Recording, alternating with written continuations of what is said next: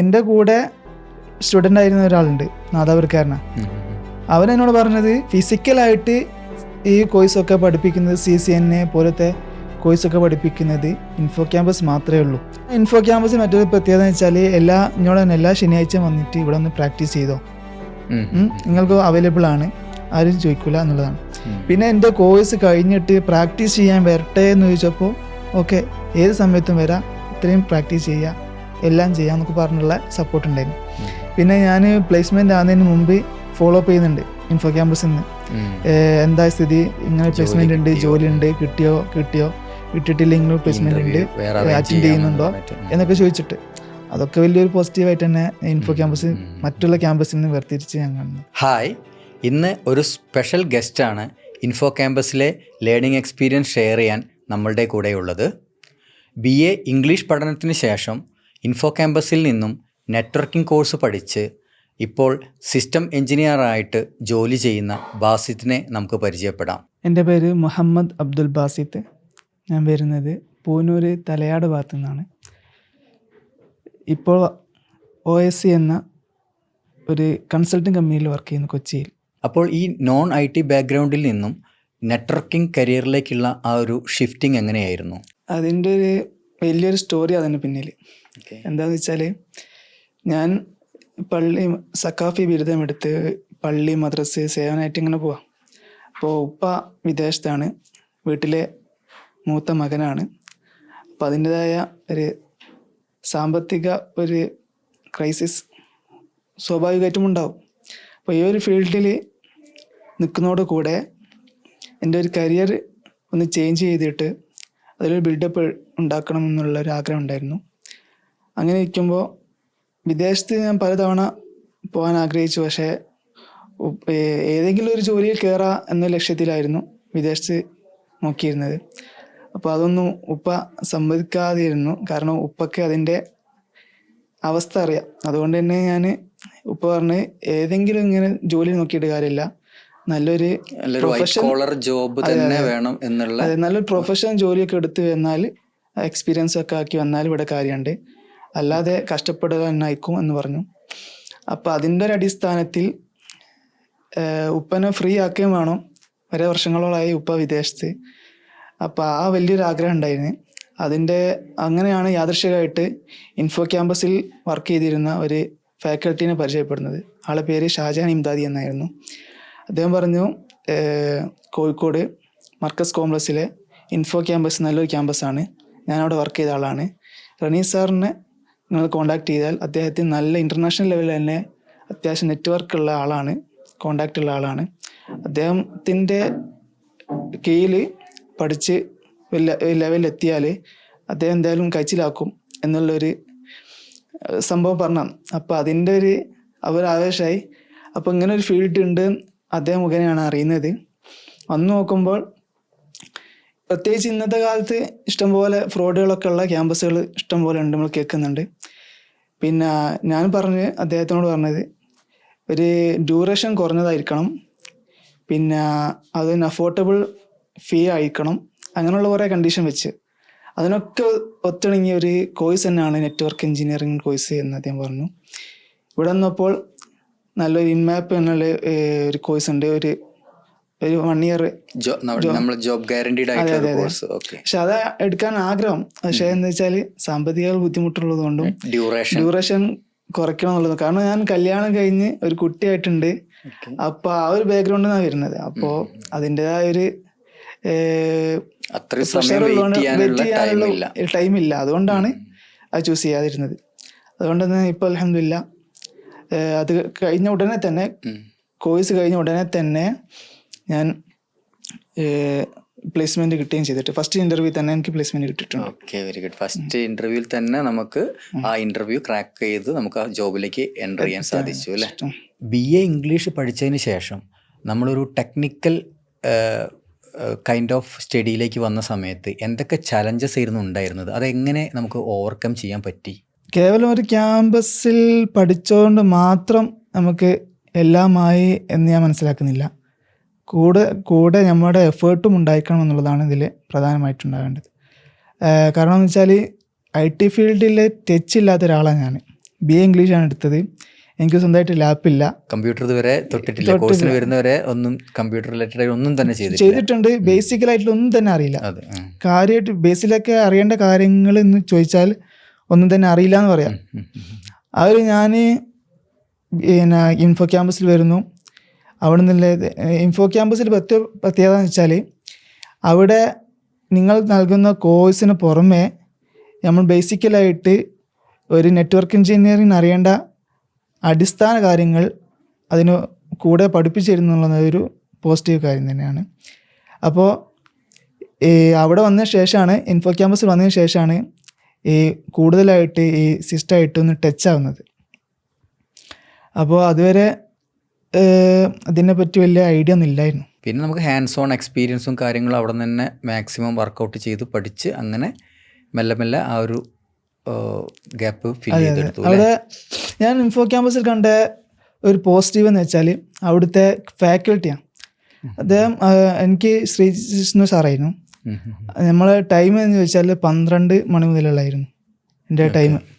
അപ്പോൾ ഞാൻ 12:10 ആകുമ്പോൾ സാറ് വിളിച്ചു നോക്കും, എന്താ സ്ഥിതി, എത്തിയോ, എത്താനായിട്ടുണ്ടോ? കാരണം എന്താ, നമ്മൾ വെയിറ്റ് ചെയ്യാണ്.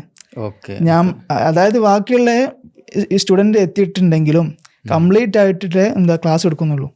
അപ്പോൾ ഒരു 1/4 മണിക്കൂർ നമ്മൾ വെയിറ്റ് ചെയ്യുന്നുണ്ട്. അതൊരു പോസിറ്റീവ് കാണുന്നു. പിന്നെ മറ്റൊരു പോസിറ്റീവ് ഞാൻ ഇൻഫോ ക്യാമ്പസിൽ കണ്ടതെന്ന് വെച്ചാൽ നമ്മളെ കടുംപിടുത്തം, നമ്മൾ ഫീസ് പിടിക്കുന്നില്ല. നമ്മൾ ആദ്യം അഡ്വാൻസ് ആയിട്ട് ഞാൻ 1000 രൂപ കൊടുത്തത്. പിന്നീട് പിന്നെ ഇൻസ്റ്റാൾമെൻ്റ് ആണല്ലോ ഫീ അടക്കേണ്ടത്. അത് തന്നെ സാമ്പത്തികമായിട്ട് എനിക്ക് എപ്പോഴാണോ ഓരോ മാസം കഴിയുന്ന തുക അത് തന്നാൽ മതി എന്ന രൂപത്തിലായിരുന്നു നമ്മളെ സമീപിച്ചത്. അതെനിക്ക് വലിയൊരു പോസിറ്റീവായിട്ട് ഒരു ആശ്വാസമായിട്ട് ഞാൻ കണ്ട സാധനമാണ്. അദ്ദേഹത്തിന് ഒരു സമയത്ത് അതെ. കാരണം നമുക്ക് ഇപ്പുറത്തെ ഒരു വരുമാനം എന്ന് പറയാൻ മാത്രമില്ല. പിന്നെ ഞാൻ ഫാമിലി ആയിട്ടുള്ള ഒരാളാണ് ഞാൻ. പിന്നെ ഫാമിലി, വൈഫിന്റെ ഫാമിലി ആണെങ്കിലും എൻ്റെ ഫാമിലിയും കട്ട സപ്പോർട്ടുണ്ട്. ആ ധൈര്യത്തിലാണ് ഞാൻ ഇതിൽ ഇറങ്ങിയത്. അവര് എടുത്തു പറയണം ഇതിലൊരു വലിയൊരു ഘടകം അവർ തരുന്നുണ്ട്. അപ്പോൾ അവർ നമ്മൾ ആ ഒരു ടൈമിൽ ശരിക്കും നമുക്കൊരു സാലറി ഇല്ലാതെ എന്നുള്ള രീതിയിൽ നമ്മൾ ഇതിനു വേണ്ടിയിട്ട് നമ്മൾ ആ ടൈം ഇൻവെസ്റ്റ് ചെയ്തത്. പിന്നെ ഇതിലൊരു കാര്യം എന്ന് വെച്ചാൽ നമുക്ക് ഒരു മുമ്പിൽ ഒരു പ്രതിസന്ധി വരുമ്പോഴേ അതിനെങ്ങനെ തരണം ചെയ്യുന്ന സമയത്താണ് നമുക്ക് അതിനുള്ള റിസ്ക് എടുക്കുമ്പോഴുള്ളൂ.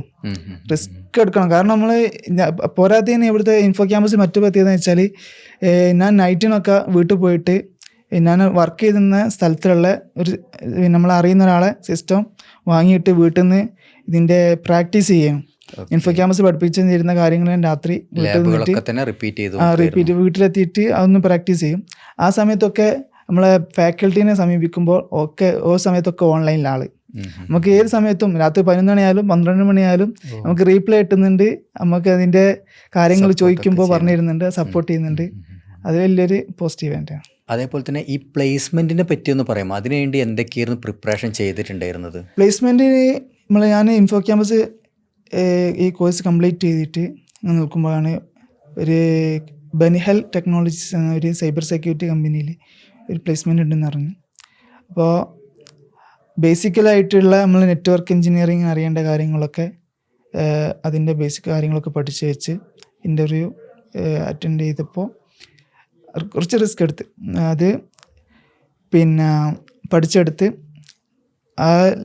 നമ്മളെ ഇൻഫോ ക്യാമ്പസിൽ പഠിപ്പിച്ചിരുന്ന കാര്യങ്ങൾ തന്നെ പക്ക പ്രാക്ടിക്കലാക്കിയാൽ തന്നെ നമുക്ക് ഏതൊരു ഇൻ്റർവ്യൂ നമുക്ക് അറ്റൻഡ് ചെയ്യാൻ പറ്റും എന്നുള്ളതാണ്.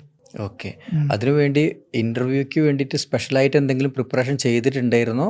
അതായത് ഇൻ്റർവ്യൂ ക്വസ്റ്റ്യൻസ് പഠിക്കുകയോ അല്ലെങ്കിൽ ഇൻ്റർവ്യൂ ക്വസ്റ്റ്യൻസ് നമുക്ക് ആദ്യം എനിക്ക് പരിചയപ്പെടുത്തി തന്ന ഫാക്കൽറ്റി അദ്ദേഹം എനിക്ക് ക്വസ്റ്റ്യൻസ് തന്ന്. അതേപോലെ തന്നെ നമ്മളെ ഇൻഫോ ക്യാമ്പസ് ഗ്രൂപ്പിൽ ക്വസ്റ്റ്യൻസ് വരുന്നുണ്ട്. അതൊക്കെ ഞാൻ പിന്നെ മാക്സിമം നോക്കി പ്രിപ്പയർ ചെയ്ത്. ഈ ഫസ്റ്റ് ഇൻ്റർവ്യൂവിൽ തന്നെ പ്ലേസ്ഡ് ആയല്ലോ. അപ്പം ഇത് വീട്ടിൽ അറിഞ്ഞ സമയത്ത് അവരുടെ ഒരു റെസ്പോൺസ് എന്തായിരുന്നു? കാരണം ഈ ഒരു ടൈമിൽ ഈ പിന്നെ കോഴ്സ് പഠിക്കുന്ന ടൈമിൽ ഒരു വരുമാനം വീട്ടിൽ കൊടുക്കാത്ത എനിക്ക് എൻ്റെ ഒരു പ്രതീക്ഷ ഉണ്ടായിരുന്നു അവർക്ക്. ഞാൻ റിസ്ക് എടുക്കുന്നുണ്ട്. അപ്പോൾ വൈഫിൻ്റെ വീട്ടുകാരാണെങ്കിലും എൻ്റെ വീട്ടുകാരാണെങ്കിലും ഞാൻ റിസ്ക് എടുക്കുന്നുണ്ട്, കുഴപ്പമില്ല എന്നുള്ള സാധനം. അപ്പോൾ പഠിച്ച് കഴിഞ്ഞിട്ട് ജോബ് കിട്ടിയപ്പോൾ എന്നെക്കാളും സന്തോഷം അവർക്കാണ്. കാരണം ഈ ഉസ്താദ് ഫീൽഡിൽ നിന്നുള്ള ഒരാളാണ്. പിന്നെ അപ്പോൾ സ്വാഭാവികമായിട്ടും നമ്മളെ നാട്ടുമ്പുറത്തൊക്കെ ഉസ്താദന്മാരാകുമ്പോൾ വരുമാനമല്ലേ ഉള്ളൂ, ആ ഉസ്താദല്ലേ ഒരു സാധനമുണ്ട് സ്വാഭാവികമായിട്ടും.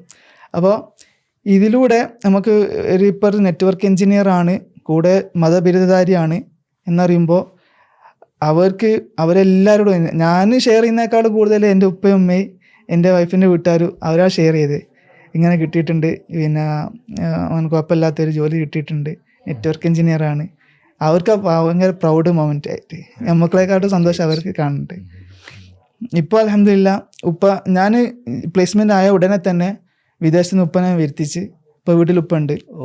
ഒരു മാസം കഴിഞ്ഞ ഉടനെ തന്നെ വീട്ടിൽ ഉപ്പ് എത്തി. പിന്നെ എൻ്റെ സാലറിയിൽ നിന്നൊരു ശതമാനം വീട്ടിൽ കൊടുക്കുന്നുണ്ട്. നല്ല സന്തോഷമായി പോകുന്നു. അതിനൊക്കെ കാരണം ഇൻഫോ ക്യാമ്പസ് തന്നെയാണ്. ഇപ്പോൾ പ്ലേസ്ഡ് ആയിട്ടുള്ള കമ്പനീനെ പറ്റിയും അവരുടെ ഒരു വർക്ക് ഷെഡ്യൂളിനെ പറ്റിയൊക്കെ ഒന്ന് പറയാൻ പറ്റുമോ? ഇപ്പോൾ ഞാൻ പറഞ്ഞല്ലോ, ഒരു ദുബായ് ബേസ്ഡ് ഒരു കൺസൾട്ടിങ് കമ്പനിയാണ്. അപ്പോൾ അവരുടെ നമ്മുടെ ബെൻഹെൽ ടെക്നോളജീസ് എന്ന ആ സൈബർ സെക്യൂരിറ്റിൻ്റെ ക്ലയൻ്റാണ് OSC എന്ന കൊച്ചിയിലുള്ള കമ്പനി.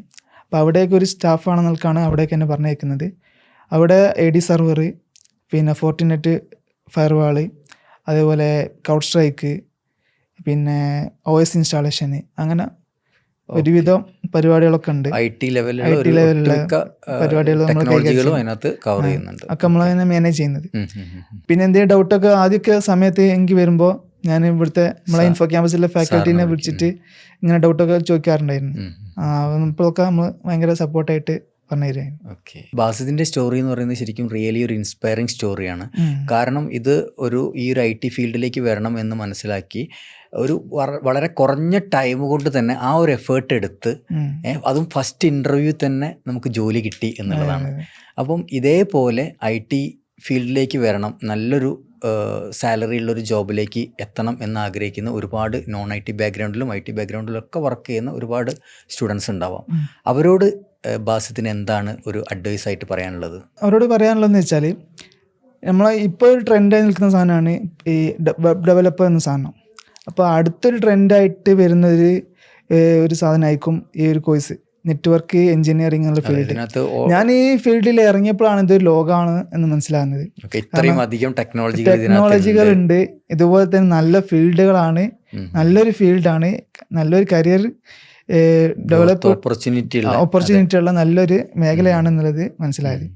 അതുകൊണ്ട് തന്നെ പിന്നെ വെബ് ഡെവലപ്പിന് എടുക്കേണ്ട റിസ്ക് അതിന്റെ ഒരു പകുതി ശതമാനം എടുത്താൽ മതി. ഡിപ്പാർട്ട്മെന്റ് മീൻസ് ആ ഒരു ഫീൽഡിനെക്കാട്ടും റിസ്ക് കുറവാണ് നെറ്റ്വർക്ക് ഫീൽഡ്. കുറച്ച് റിസ്ക് നമ്മളെ കൂടെ എടുക്കുകയാണെങ്കിൽ ഏറ്റവും ബെറ്റർ നല്ലൊരു മേഖല, നല്ലൊരു ഫീൽഡ് നെറ്റ്വർക്ക് എഞ്ചിനീയറിംഗ് തന്നെയാണ് എന്ന് മനസ്സിലാക്കുന്നത്. അതുപോലെ തന്നെ നമ്മൾ വെറുതെ ഈ ടൈം വർഷങ്ങളൊക്കെ ഇങ്ങനെ തീരുന്ന സമയത്ത് ഇതേപോലത്തെ ക്യാമ്പസിലൊക്കെ ചേർന്ന് പെട്ടെന്ന് തന്നെ പ്ലേസ്മെൻ്റ് ആകുന്ന ആൾക്ക് ഏറ്റവും ബെറ്റർ. കാരണം നമ്മൾ ഒരു ഐഡിയ ഇല്ലാതെ ഇങ്ങനെ പോകുന്നതിനേക്കാളും നല്ലത് ഒരു ഫീൽഡ് സ്പെസിഫൈ ചെയ്തിട്ട് അതിൽ എക്സ്പേർട്ട് ആക്കിയാൽ ഏറ്റവും ബെറ്റർ ആയി തോന്നുക എന്നുള്ളത് തോന്നുന്നു, എൻ്റെ എക്സ്പീരിയൻസ് വെച്ച് പറയുകയാണെങ്കിൽ. ഓക്കെ, ഇങ്ങനെ ആരെങ്കിലുമൊക്കെ റെഫർ ചെയ്യുക മീൻസ് ഇപ്പം ബാസിദിൻ്റെ ഒരു സക്സസ് സ്റ്റോറി കണ്ട് മനസ്സിലാക്കി ആരെങ്കിലുമൊക്കെ ബാസിദിൻ്റെ അടുത്ത് ചോദിക്കാറുണ്ടോ എങ്ങനെ ഈ മേഖലയിലേക്ക് ചോദിക്കാറുണ്ട്? കുറേ ആൾക്കാർ ചോദിച്ചാൽ ഇങ്ങനെ ഒരു ഫീൽഡ് ഉണ്ടല്ലേ, CCNA CCNP ഇങ്ങനൊക്കെ ഒരു കോഴ്സ് ഉണ്ടല്ലേ എന്നൊക്കെ കുറേ ശതമാനം ആൾക്കാർക്ക് അറിയില്ലായിരുന്നു. അപ്പോൾ അവരൊക്കെ ഞാൻ പരിചയപ്പെടുത്തി. ഇൻഫോ ക്യാമ്പസ് നല്ല ക്യാമ്പസാണ്, അവരൊക്കെ അവരോടൊക്കെ പറയാറുണ്ട്. പിന്നെ ഇതേപോലെ തന്നെ നമ്മളെ ഇൻസ്റ്റഗ്രാമിൽ പലരും എന്നോട് സമീപിച്ചിട്ടുണ്ട്. നമ്മൾ പ്ലേസ്മെന്റിന്റെ ഈ പോസ്റ്റർ കണ്ടപ്പോൾ എവിടെയാണ് വർക്ക് ചെയ്യുന്നത്, എന്താ പഠിച്ചത്, ഇങ്ങനൊക്കെ ഒരു ഫീൽഡ് ഉണ്ടല്ലേ, നമുക്ക് പറ്റുമോ അതൊക്കെ. ഞാൻ പറഞ്ഞു എനിക്ക് പറ്റിയിട്ടുണ്ടെങ്കിൽ നിങ്ങൾക്ക് എന്തായാലും പറ്റും. കാരണം അത്രക്കും IT ആയിട്ട് ടച്ച് ഇല്ലാത്ത ഒരാളാണ് ഞാൻ ഇവിടെ എത്തിയിട്ടുണ്ടെങ്കിൽ ഹാർഡ് വർക്കും ഡെഡിക്കേഷനും ഉണ്ടെന്നുണ്ടെങ്കിൽ പക്കായിട്ട് നിങ്ങൾക്ക് പറ്റും എന്നുള്ളതാണ്. ശരിക്കും ഈ നെറ്റ്വർക്കിംഗ് ഫീൽഡ് എന്ന് പറയുന്നത് നമ്മൾ ഒരു സ്ലോ സ്റ്റാർട്ടും സ്റ്റീപ്പ്, അതായത് ഭയങ്കര എക്സ്പൊണൻഷ്യൽ ആയിട്ടുള്ള ഗ്രോത്തും ആണ്. അപ്പം ഞാൻ ഒരുപാട് സ്റ്റുഡൻസിനെ പഠിപ്പിച്ചിട്ടുള്ള ഒരു ഇത് വെച്ചിട്ട് പറയാണ്. അപ്പം ഇനി ബാസിത്തിന് ഫ്യൂച്ചറായിട്ട് എന്തൊക്കെ പ്ലാൻസ് ആണുള്ളത്? ഈ ഒരു മേഖലയിൽ തന്നെ ഡെവലപ്പ് ചെയ്യുക എന്നുള്ളതാണ് അപ്ഡേറ്റ് ഉണ്ടാവണമല്ലോ. ഈ ഒരു ഫീൽഡ് എന്നുള്ളത് അപ്ഡേറ്റഡ് ആണ്, എല്ലാ ലേറ്റസ്റ്റ് ടെക്നോളജികളും പഠിച്ചിട്ട് അതിനനുസരിച്ച് മുന്നോട്ട് പോകുക എന്നുള്ളത് തന്നെയാണ്. അപ്പോൾ ഏതൊരു സമയത്തും ഇപ്പോൾ നിങ്ങൾ തന്നെ അതിനൊരു നമ്മൾ ബാക്കപ്പ് ആയിട്ട് ഞങ്ങളുണ്ടാവും ഭയങ്കര സപ്പോർട്ടായിട്ടുണ്ടാവും എന്ന് പറയുമ്പോൾ തന്നെ നമുക്കൊരു എനർജിയാണ്. പിന്നെ സാറിൻ്റെ ഓരോ ഇൻഫോ ക്യാമ്പസിൽ നമുക്ക് ഇടയ്ക്കിടയ്ക്ക് തരുന്ന ആ മോട്ടിവേഷനും നമുക്കൊരു ഇൻസ്പയർ ആയിരുന്നു. അതൊക്കെ ഇനിയിപ്പോൾ കരിയർ ഡെവലപ്പ് ചെയ്യണം എന്നുള്ളത് തന്നെയാണ്, ഇതിൽ മാത്രം ഒതുങ്ങി കൂടരുത് എന്നുള്ളത് തന്നെയാണ്. അതിൻ്റെ രസം അറിയുകയാണെങ്കിൽ ഇതുമായി ഇറങ്ങുമ്പോഴേ മനസ്സിലാവുള്ളൂ. അടുത്ത് പഠിക്കണം എന്നുള്ളൊരു സാധനം നമുക്ക് വരും. നെറ്റ്വർക്ക് എഞ്ചിനീയറിങ് നമ്മളിതിലേക്ക് ഇറങ്ങും. ഓക്കെ, അപ്പോൾ ഇത്രയും ടൈം ഞങ്ങൾക്ക് വേണ്ടിയും ഞങ്ങളുടെ സ്റ്റുഡൻസിന് വേണ്ടിയും ചിലവഴിച്ചതിന് ബാസിദിനോട് ഒരുപാട് താങ്ക്സ്. പിന്നെ നമ്മളുടെ ബാസിദിൻ്റെ എല്ലാ ഡ്രീംസും അച്ചീവ് ചെയ്യാൻ, അതായത് ഇനിയും കരിയറിൽ ടോപ്പ് ലെവലിലേക്ക് എത്തട്ടെ എന്ന് ആത്മാർത്ഥമായിട്ട് പ്രാർത്ഥിക്കുന്നു. അതേപോലെ തന്നെ നിങ്ങളുടെ എല്ലാ സപ്പോർട്ടും കാര്യങ്ങളൊക്കെ നിങ്ങൾക്ക് 100% നമ്മളെ സൈഡിൽ നിന്ന് ഉണ്ടായിരിക്കും. നമ്മളുടെ പ്രീവിയസ് സ്റ്റുഡൻസും ഞങ്ങളുടെ ഒരു ഇൻഫോ ക്യാമ്പസിൻ്റെ ഒരു കമ്മ്യൂണിറ്റി തന്നെ ഉണ്ട്. ഓക്കെ, വേൾഡ് വൈഡായിട്ട് ഒരുപാട് സ്റ്റുഡൻസ് നമുക്ക് പല രാജ്യങ്ങളിലും ഉണ്ട്. അപ്പം ബാസിദിൻ്റെ ഡ്രീം കൺട്രിയിൽ, ആ ഒരു ഡ്രീം കമ്പനിയിൽ തന്നെ ഒരു ഹൈ പൊസിഷൻ ജോബിലേക്ക് ഫ്യൂച്ചറിൽ എത്തട്ടെ എന്ന് ആഗ്രഹിക്കുന്നു. All the best.